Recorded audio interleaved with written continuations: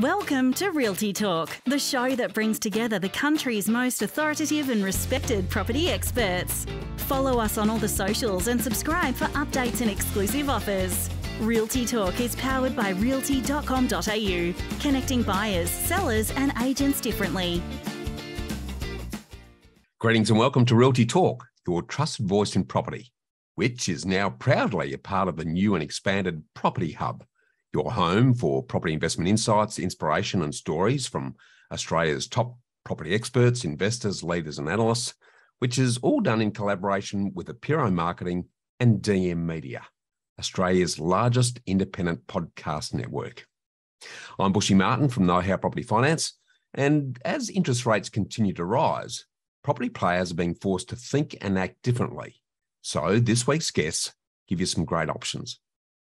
Arjun Paliwal from Investorkit kicks things off by revealing his 3 secret locations where you can still buy undervalued properties around the country despite the ongoing rate rises. As the national rental crisis escalates, politicians are yet again jumping on the bandwagon with some really harebrained ideas. Simon Pressley from Propertyology debunks the Greens' latest rental-free scheme with more positive suggestions on what really needs to be done. And as continued rate rises hit our hip pockets, maintaining our investment commitments can actually be very challenging. Helen Baker from On Your Own 2 Feet rounds out the show with great ideas on how to keep your investment plans on track. And before we get into it, make sure you don't miss another episode of Realty Talk by subscribing to Property Hub on your favourite podcast player, where you'll get 2 powerful episodes of Realty Talk as well as the Get Invested podcast delivered to you each and every week. And make sure you also sign up on the realty.com.au homepage, where you'll get a free copy of my award-winning book, Get Invested, for making the effort. We've got some priceless property gems to share, so let's get on with the show. Greetings and welcome. Now, recent interest rate rises have seen the cash rate increase from its historic temporary low of just 0.1% back up to pre-pandemic levels and beyond, with further rate rises likely in coming months. And if you believe the scaremongering of the mainstream media that revolves around imaginary property markets and quite often misleading median metrics, increasing interest rates have reduced property demand, leading to cooling markets across the country. As an example, CoreLogic's latest home value index concluded that the housing downturn is accelerating as falling values become more widespread, with the national index recording its 4th consecutive monthly decline. Now, hearing this, you may be thinking that the whole country is stepping into a slump, just as it entered a nationwide boom during the pandemic. However, this isn't the case. Quality data shows that property conditions across the country are now just returning to normal after the artificial COVID catalyst, where they're now starting to diversify, with some losing pressure, some stabilising, and others picking up. So to get a clearer picture on where the property opportunities continue to be in undervalued areas, we're joined again by Arjun Paliwal, the award-winning founder and head of research at national data-driven buyers agency Investorkit. So welcome back to the show, Arjun. Thank you, my friend. It's a very interesting topic, this one, with a lot to go through. There is, and I love the in-depth research you've done on it. So sort of jumping straight into that, based on your research, where are the undervalued property opportunities despite the ongoing interest rate rises? The 3 cities that came out of this mix were the 2 regions in Queensland, one being Rockhampton, Yeppoon, the other being Townsville, and then traveling all the way across to South Australia for Mount Gambier. So these were 3 areas that stood out. And what we did do is actually look at them from a perspective of overvalue, undervalue. And how we came to this conclusion was using household income in comparison to interest rates, but not just looking at them, with income to price, which is a common thing that many analysts do, which is very incorrect, but actually looking at it from an income to repayments, because we don't just buy a property with cash. The main dictator of our ability to keep one is interest rates and repayments. So we wanted to make sure we look at rates today, and that too anticipating some increases. And so in this case, we assumed 5.5% common interest rates out there for many, which is even beyond what you can get today in the 3s and the 4s for many markets. But with these 3 cities stood out, considering that the income to pay repayments in these regions remain quite affordable. Yeah, awesome. So, cutting the chase, what sort of property prices are we looking at in those 3 areas then, Arjun? So in Townsville, if we start off with that, the median house price sits just under 400,000, but we can see typical, 3-bed, 1-baths all the way to 4-bed, 2-baths and family suburbs range between that sort of 380K to 520K. So still remaining quite affordable. And we did looking into household income versus prices, as well as looking into account interest rates at 30-year terms, 80% loans, was that house prices in Townsville were 26% undervalued, even at interest rates of 5.5%. So when you tone it down to 4.5%, there was as much as 41% undervalued. Now, it doesn't mean that household prices immediately grow to these levels. It just means that if they did grow to these levels, people wouldn't be extremely stretched. Yeah, good point. So you've covered off on that example. Can you break down the property values in the other 2 areas, or they're very similar? Yeah, so we've got a more affordable point in Mount Gambier heading towards the mid-3s rather than the 4s. Much the same with Rockhampton. It's important to note that these are median house prices, with many prices ranging above and below. But we commonly find that sort of 350 to 550K offers a very substantial amount of housing choice in these 3 cities. And their undervalue ranges from 14% all the way up to 41% in Queensland. And then the Mount Gambier ranges from 5% to 17%. So all 3 remain undervalued, with healthy amounts, even at stretched interest rates of an extra percent on top to 5.5. Yeah, interesting. I'd love your thoughts on a bit off the cuff, I know, but southwest areas of WA, talking around the sort of Bunbury up to sort of Rockingham area, did they come up on the radar at all in terms of undervalue indicators or not? They did to some extent, because they carry higher incomes, as you know, in many parts of WA, and their house prices still remain affordable alongside the repayments to service them. In these areas, there are divisions of sub-regions, some that carry much lower incomes, and as a result, even though prices are cheaper, aren't as undervalued. But these cities did pop up in the map when it came to the undervalued component. In fact, with Australia, the regions are getting lower and lower. It's important to understand that with a boom that we've just seen, with lagged income data, and then, of course, a rising interest rate environment, it has shifted the equation of how many markets sit in the overvalue versus undervalue. There are still more markets out there that sit in the overvalue component, but here are some that sit in the undervalue that I thought perfectly stood out, not just from a affordability point of view, but even just the strengths of their market, with all 3 of these, showing vacancy rates well below 1%. Yeah, very interesting. Yep, there's always gold there if you know where to look. So based on your data and research then, do you predict more undervalued areas that are going to crop up, or will the so-called property slump continue across most of the country as you see it? I think what's important to note here is that because of the lags we see in income, combined with some of the wage increases that are due to come up, the jobs market that still remains in booming territory, it does mean that there are some lags. So I don't feel that more undervalued areas will pop up. We are expecting, whilst this interest rate cycle of increases occurs, undervalued markets will actually decrease. So to give you some context, when our interest rates are used at a 4.5% variable, we then see 25% of Australia's housing markets as undervalued. Okay. And then when we take the interest rates up to 5.5%, this drops down to 17%. So as long as interest rates keep going, the number of undervalued markets will shrink. But again, there are many overvalued markets that might have that little bit of a stretch for people's repayments on the median scenario. But many people do sit with extremely low debt in current housing debt scenarios. So that does mean that whilst for new people, it doesn't present a healthy opportunity, it presents probably more of a challenge for them to get into these overvalued markets. For existing households, just because they might be sitting in some overvalued markets doesn't mean they're all rushing to the gates to sell. No, very good point. That's a point well made. Look, really want to thank you for sharing this very interesting information, Arjun, and thanks again for your time on the show today. Thank you.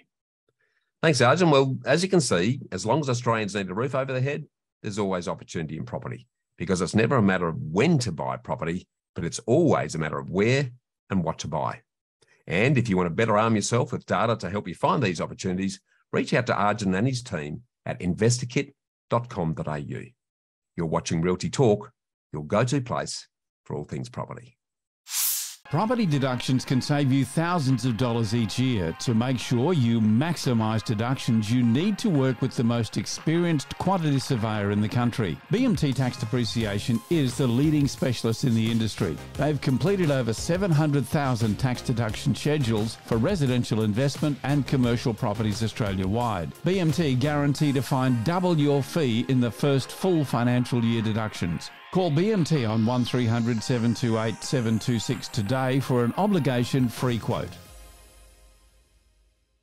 Greetings and welcome. Now, for quite some time here on Realty Talk, we've been talking about the increasing rental crisis that's actually engulfing the nation. And we're doing that alongside highly respected contrarian and true property analyst, Simon Pressley.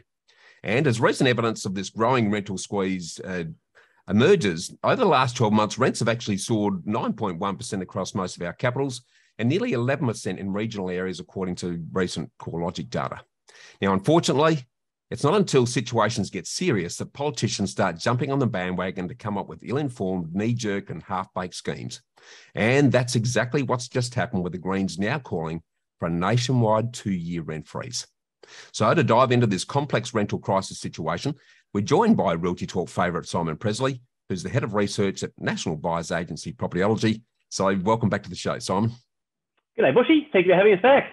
Yeah, great to see you, mate. Now, sort of diving into this subject, how bad is the rental crisis around the country from where you sit? Well, this time 2 years ago, a few of our reports, we said that we will soon see the single biggest real estate crisis is a word that's overused these days, but this is a serious crisis. So 2 years ago, we said, we'll see the biggest crisis Australian real estate has seen in our 230-year history. We are now here. Sadly, it's going to get a lot worse. To put some official numbers around it, this country of 25.7 million people, we've got 36,000 properties advertised for rent today. That's it. This time 5 years ago, we had double that number of properties advertised for rent.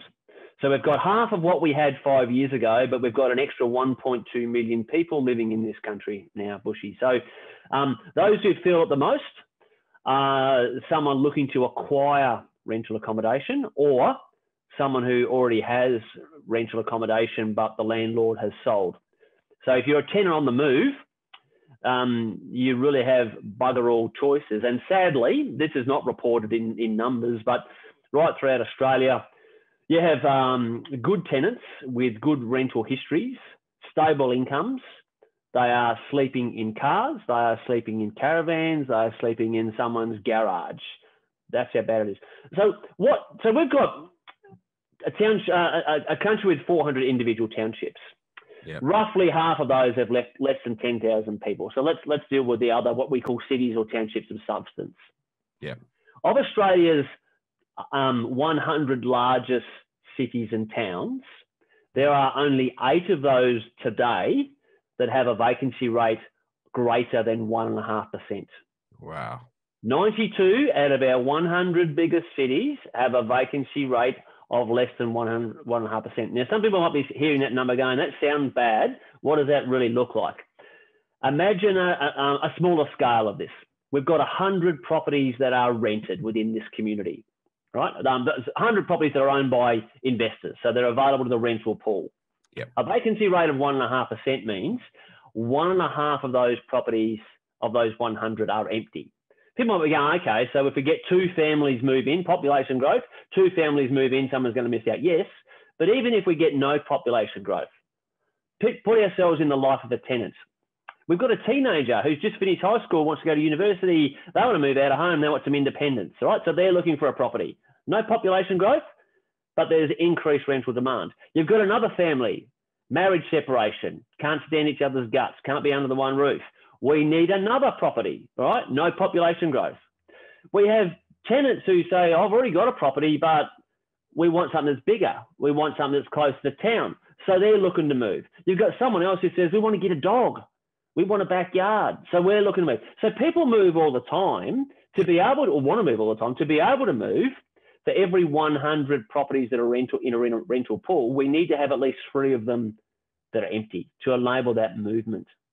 Yes. Yeah, it's a really good call. So given that context, so there's no question there is a major rental crisis across the country. If we now turn to the Greens' recent proposal, what's your understanding of the Greens' rent freeze proposal, and what do you think they're trying to fix with it? Yeah, so we're probably up to a dumb decision by dickheads in high places, number 25,000, which has caused this rental crisis. So what their proposal is to let's freeze rents for 2 years. And then after that 2 years, let's put a law in place that says rents cannot increase by any more than 2% per annum. So these people clearly don't understand anything about finances, about investing, about asset ownership. If they did, this idea would never enter their head, let alone enter fucking Parliament. But just imagine that. So let's put a freeze on rents. Yeah, okay, great idea. While we're at it, let's put a freeze on insurance. Let's put a freeze on petrol. Let's put a freeze on council rates. Let's put a freeze on Parliament, on politicians' wages. Let's just freeze everything. Great idea. Of course, the world doesn't work like that, Bushy, so we can't do that. But hey, let's roll the dice. The problem is the rental crisis has been 100% created by governments, not just the Greens. In fact, the Greens, they're just a voice who put out policies, but their policies don't usually get adopted, right? So it's the other two, it's the red team and the blue team. It's state, federal, and local. Collectively, these bunch of useless human beings have caused this rental crisis. Because rental supply, we go back for 100 years of census data, official government data. For every one of those 100 years, where there are 10 dwellings in a community, 3 of them have been rented, always, now and always. We have just lost our way with how we continue to supply extra rental accommodation. When you keep bashing someone over the head with a baseball bat, eventually they say, I don't want to play this game anymore. It hurts. Yeah. So city councils, state governments and federal governments, Liberal and Labor, have introduced dozens of different policies since the year 2015 that have all caused harm of some kind, financial or asset ownership controls to landlords. So investing to discretionary action, they don't have to do it. You need to create an environment where they feel comfortable to do it. Baseball bats don't make people feel comfortable. So this is why we've got the mess. And the Greens is just the latest layer. The problem is these are proposals or policies thinking about the symptom and not the cause. Yeah. So they hear about the tenants where the rents have gone up by $100 a week, and they are true stories, all right? Yeah. True stories. Yeah. So we've got empathy for that. But so what they do with that empathy is to say, that's bad, we can't allow that. Let's hit those landlords up who are charging their $100 a week. The landlord would not be able to charge the extra $100 a week if we had enough rental supply. If tenants had lots of choices, lots of properties to pick from, the landlord who tries to charge an extra $100 a week, that property is going to sit empty forever and a day. Yeah, absolutely spot on. And I think, it hasn't been since the 1970s that governments at any level were partaking in the supply side of the equation. They've washed their hands of it since. And with every decade that passes, the situation gets worse. So it's going to take a government with some balls really to step back into the supply space and really make some meaningful impact there. But let's just take the ridiculous to the extreme and look at if the rental squeeze was implemented. What are you laughing, Bushy? What the impact will be? So I won't sell. I won't like the decision if the Greens proposal gets through. But like the other decade decisions that have been made, I'll cop it on the chin. And why I won't sell is because investing is a discretionary action. I choose to do it among a few million others because I know that if I don't invest in my future, no other bugger will do it for me. Yep. So life on an age pension and whatever superannuation is there at the end of the ride will not fund the lifestyle that Simon Pressley wants to live. Yeah. So they can keep swinging the baseball bats and I'll keep complaining, but I will always remain focused on investing in my future. Sadly, a big bunch of other existing investors won't have the drive and the focus that I've described. They will sell because they'll be sick of being hit round the head. And these policies that politicians claim to be implementing to help people will cause the most serious harm. I'm not joking a bit with this next statement, Bushy. Yep. Australia is, I reckon, 12 months away, if we're not there already, from being in a situation that we never would have thought we would be in. Yep. We will be the laughing stock of the world before too long. There will be widespread stories of good people, like I was describing earlier, widespread. I'm talking hundreds of thousands of Australians who will be forced into homelessness, not because they've got a drug problem or not because they've got a mental health problem or the stereotypical, how people wrongly picture homeless. I'm talking Bushy and Simon renting property, but all of a sudden the landlord sold because they've got Jack and they're in the street because there is no. That's who it'll be. So go back to those numbers before. 36,000 dwellings advertised for rent now. Yep. Roughly half of those, this is a rule of thumb, roughly half of those are actually not available. They're still on the internet. Yeah. So they're technically classed as advertised for rent, but the property manager's accepted a rental application. So let's call it 20,000, right? We've got 20,000 available for 25.7 million today, right? Yep. 3 days ago, there was a 2-day meeting, a summit in Canberra, discussing how to address Australia's jobs and skilled labour shortage. And in that meeting, they decided to increase our skilled labour overseas migration intake to 200,000 people per year. We can't fit in one person because our existing population are living in the back of a car. And within the next 12 months, we're going to let in 200,000. Rental properties don't fall out of the sky, my friend. Where are we all going to live? Yeah, it's a scary concept. I'd love to flick to the positive side of the equation then and get your thoughts on alternative options that can seriously start to relieve the rental crisis. What are your thoughts there, mate? Well, there is no short fix. This horrible mess we've been talking about didn't happen overnight, and it definitely can't be fixed overnight. Yeah. It won't start to improve until the actions that caused it improved. Yeah. The question I've been asked a lot as I've been commenting on the rental crisis the last few years is, when will it end and what will it look like? Well, it won't end until the behaviours change. Yeah. So the current behaviours, we've just been talking about one. Where governments have caused this, where are governments head at the moment? State, federal and local, where are they at the moment? Doing the same things. Rental freeze is just one. Yeah. Queensland state government, let's bring in a catch-all land tax that catches all states, all right? So that's another. We've got a new federal government. There's been nothing there that they've announced to help increase rental supply. Yeah. Nothing. So, governments aren't doing anything.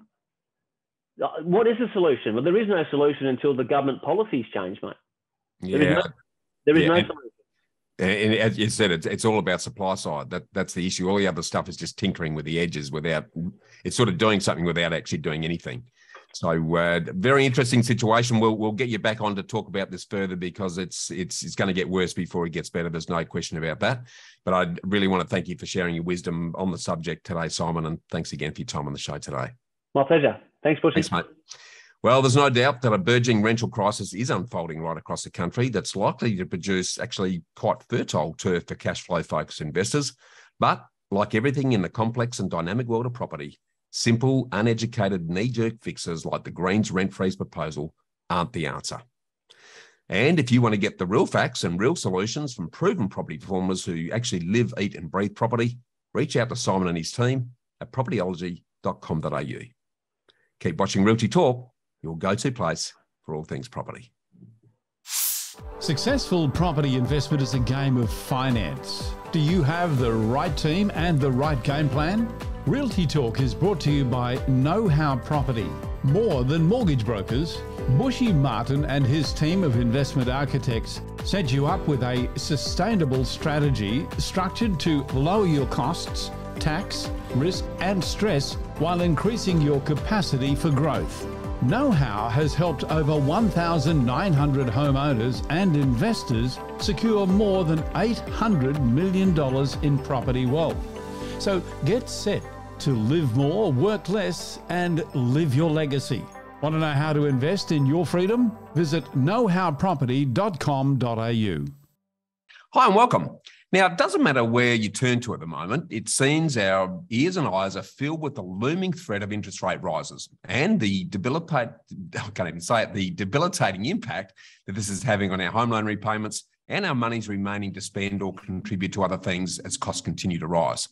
So where are interest rates likely to go, and what can you do to keep your spending, saving and your investment plans on track?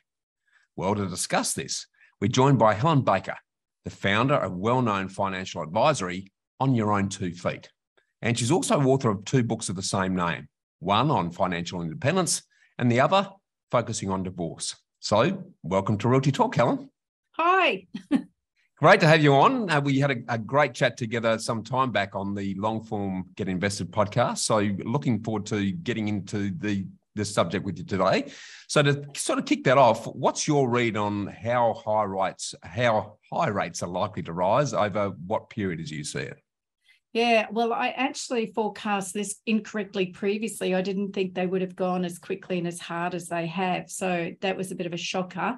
And personally, I'd prefer if they don't raise them much at all because I've still got investment mortgages myself. So yeah, but that aside, you look out there at the moment, fixed rates are looking at 6, 7, 8%, and that's because banks are scrambling to get extra money back in. They're trying to deter you from fixing your rates because they've borrowed money at historical lows and then now are trying to pay back at higher rates. So I do think it's probably going to increase, but we've got the other side of it, which is if they go too hard, they risk really causing a housing crisis. We've got a lot of other problems around trying to make people build more properties and grow those properties. So they've got a little bit of a problem, I think, with how they manage it going forward. Yeah, I think I can understand why they're raising rates because we're just getting back to where we were pre-COVID. It might be a little bit more, that'll still be lower than the long-term average. So, and I think we're reasonably well placed with what most Australians have been doing as a response to COVID over the last 2 years. But tell me, what effect do you think this is having on discretionary spending and savings as we move forward then, Helen? Well, I think a lot of people are feeling the squeeze. You know, obviously people will be feeling it more than others. If they bought in the height of the market and they've got massive mortgages and they were squeezed to get there to start with, then that's going to create a problem. But I think on the other side of the coin, a lot of people were quite cautious or diligent when the interest rates were down. So a lot of people have got backup that they've built in their savings, in their offset accounts or in their redraw. So I think they're feeling a little bit comfortable, and obviously jobs are still in high demand. We still can't fill a lot of jobs. So I think until that becomes more pressured and things change around that, I think it'll be okay. But I do think people are being more cautious. They are aware that things can change and significant changes happen with even like 0.25 or 0.5 that can impact seriously. So people are just pulling back a little thing and having a look and being more cautious. Yeah, no, good call. I had a read of some RPA, Reserve Bank of Australia data recently that suggested that through the course of COVID, Australians have saved a bit over 260 billion, and a lot of home loaners are 2 years ahead in relation to their repayments. So we're in pretty good shape as far as that goes. But tell me, sort of extending that a bit further, what impact are rising rates and repayments having on investment plans and contributions in that area?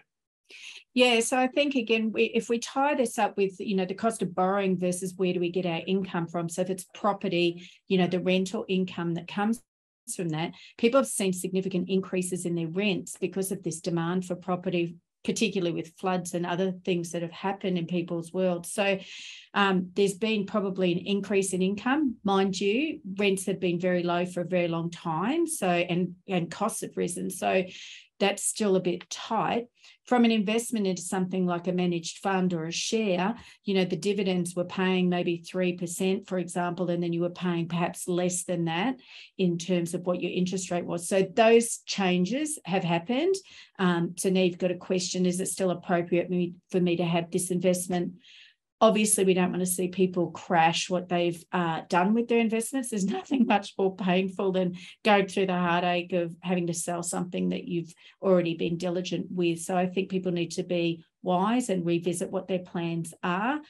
Make sure we don't get in over our head and think long-term rather than short-term. Well, just so extending on that a little bit, what can everyday hardworking Aussies do to ensure that their investment plans remain on track? Yeah, don't panic is the first thing. Don't panic.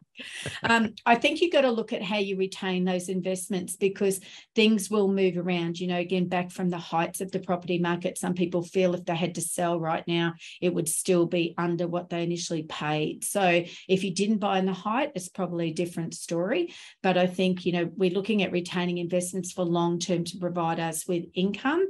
So trying to manage the whole plan, go back, revisit what your plan is. Don't take notice from the influencers. Really think about what is appropriate for you. If you were fortunate enough to lock in a fixed rate at the low, great, enjoy that for a little while longer, but then you need to start getting on the front foot with your mortgage broker or whoever you work with to get the best deal going forward. Again, try, you know, interest only, make it sort of only if you have to, really, you know, if that's the right strategy for you, because paying principal and interest off will do you, even though these rates are increasing, as you said before, they're still pretty low compared to where they were. So, you know, pounding away at that. And the luxury, back to that bit of where we've got redraw or we've paid a lot more off, if you do have to refinance your loan, you're probably doing it on a smaller amount right now, which might make everything a little bit easier. So there is a lot of noise out there. There's a lot of fear, and the media does love a lot of fear, but you have to step back from that and think logically about what's right. Obviously, make sure those 5 foundations are in place that I talk about, because that looks at health and insurance and estate planning around anything that might change around those as well. So do the best that you can to get all your ducks in a row and then keep them that way. Yeah, very sage and wise advice there, Helen. So I'd really want to appreciate you coming on to share these timely reminders, and thanks for your time on the show today. Thank you. Thanks, Helen. Well, as you've heard, rising rates aren't a reason to abandon or shrink your investment plans. And if you want to find out more from Helen, feel free to reach out via onyourown2feet.com.au, where you can also grab copies of her awesome books. Stay with us for more here on Realty Talk. Now, before I leave you, I just wanted to reinforce a couple of key points from today's show. Firstly, remember that regardless of conditions, there are always property opportunities if you know where to look. Because it's never about when, it's always about where. Secondly, if governments at all levels are serious about the rental crisis, housing affordability, and a host of other associated property issues, they're all going to need to get serious about committing to long-term housing supply instead of just wiping their hands and making it a private sector issue, or relying on knee-jerk demand-side schemes that only actually go to worsen housing issues. Well, that's another wrap for this week's show. Another big thanks to our guests, Arjun Paliwal, Simon Pressley and Helen Baker. And to make sure you don't miss another episode of your trusted voice for all things property, subscribe to Property Hub on your favourite podcast player, where you'll also get to enjoy the Get Invested podcast delivered to you each and every week. And make sure you sign up on the realty.com.au homepage to get a free copy of my award-winning book, Get Invested. And while you're there, make sure you check out one of Australia's most extensive range of properties for sale from over 7,000 agents nationally, where you'll even get to find properties that aren't listed anywhere else. Thanks again to realty.com.au, BMT Tax Depreciation, Apiro Marketing, and DM Media for their ongoing support. I'm Bushy Martin from Know How Property Finance. Remember to always get invested, and I look forward to seeing you again next week. Miss something in this week's show or want to catch up on past shows? Do it anytime at realty.com.au, where we connect buyers, sellers, and agents differently.